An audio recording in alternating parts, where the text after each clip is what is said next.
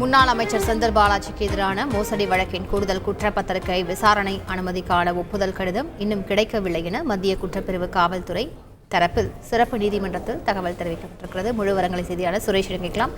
சுரேஷ், இந்த வழக்கின் முழு பின்னணி. சுரேஷ், வணக்கம். முன்னாள் அமைச்சர் செந்தில் பாலாஜி கடந்த 2011 முதல் 2015 ஆண்டு வரையிலான அதிமுக ஆட்சி காலத்தில் போக்குவரத்துறை அமைச்சராக பதவி வைத்தார். அந்த காலகட்டத்தில் வேலை வாங்கி தருவதாக கூறி பலரிடம் பணம் பெற்று மோசடி செய்ததாக அவருக்கு எதிராக புகார் அளிக்கப்பட்டிருந்தது. இந்த புகாரின் அடிப்படையில் முன்னாள் அமைச்சர் செந்தில் பாலாஜி உட்பட 47 பேருக்கு எதிராக இந்திய தண்டனை சட்டத்தின் பல்வேறு பிரிவுகளின் கீழ் மத்திய குற்றப்பிரிவு காவல்துறையினர் வழக்கு பதிவு செய்திருக்கிறார்கள்.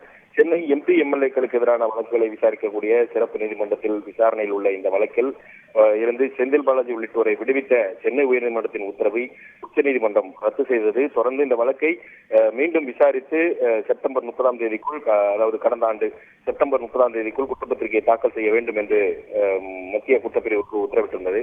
இதனைத் தொடர்ந்து விசாரணை நடத்திய மத்திய குற்றப்பிரிவு காவல்துறையினர் செந்தில் பாலாஜிக்கு எதிராக எம்பி எம்எல்ஏக்களுக்கு எதிரான வழக்குகளை விசாரிக்கும் சிறப்பு நீதிமன்றத்தில் கடந்த ஆண்டு குற்றப்பத்திரிகையை தாக்கல் செய்திருந்தது. கூடுதல் குற்றப்பத்திரிகையில் அரசு ஊழியர்கள், போக்குவரத்து ஊழியர்கள் என 900 பேர் வரைக்கும் இந்த குற்றப்பத்திரிகையில் குற்றம் சாட்டப்பட்டவர்களாக சேர்க்கப்பட்டுள்ளதாக தெரிகிறது. இந்த வழக்கில் குற்றம் சாட்டப்பட்ட இன்னும் சிலரை விசாரிக்க அனுமதி கிடைக்கவில்லை என்றும் ஒப்புதல் கடிதம் அரசிடமிருந்து கிடைக்கப்படவில்லை என்றும் தெரிவிக்கப்பட்டிருந்த நிலையில் இந்த வழக்கு இன்றைக்கு சிறப்பு நீதிமன்ற நீதிபதி ஜெயவேல் முன்பு மீண்டும் விசாரணைக்கு வந்தது. அப்போது காவல்துறை தரப்பில் இந்த கூடுதல் குற்றப்பத்திரிகையை ஏற்று வழக்கை நடத்துவதற்கான அனுமதி இன்னும் தமிழக அரசிடமிருந்து கிடைக்கப்படவில்லை என்று காவல்துறை தரப்பில் தெரிவிக்கப்பட்டது. இதையடுத்து இந்த வழக்கின் விசாரணை ஏப்ரல் 4ஆம் தேதிக்கு தள்ளி வைக்கப்பட்டிருக்கிறது. முழு விவரங்களுக்கு நன்றி சுரேஷ்.